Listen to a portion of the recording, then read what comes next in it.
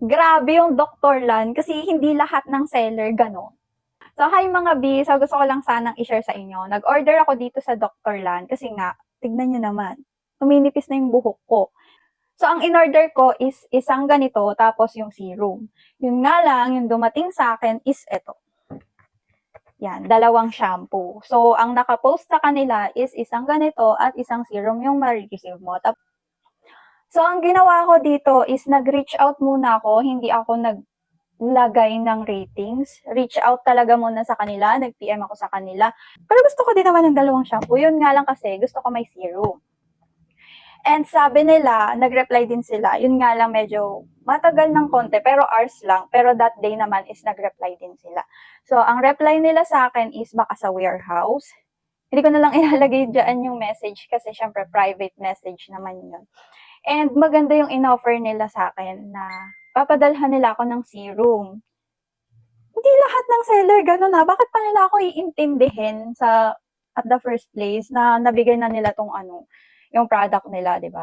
Nag-apology sila sa akin, tapos sabi nila is send ko lang yung sticker label and then papadala nila sa akin yung serum. Kasi tignan nyo naman dyan. Tapos sabi ko din sa kanila na nag-affiliate po ako and gusto ko talaga din siyang i-try. So, ito is open na. Ito is hindi pa. And guess what? So, kaninang umaga is merong parcel na dumating and nagulat ako. And hindi ko na kailangan magbayad, hindi ko din kailangan isa-uli ito. Ulit.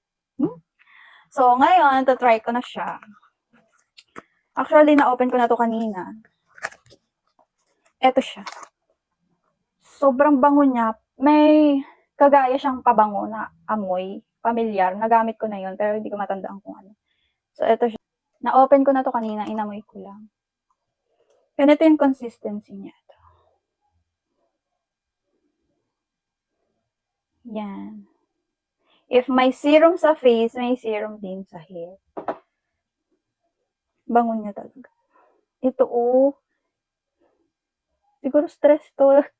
Sobrang manlagas kasi yung buhok ko. Na para bang wala nang katapusan. Minsan ang kapal-kapal pa. Yung tipong lahat talaga sobrang lagas.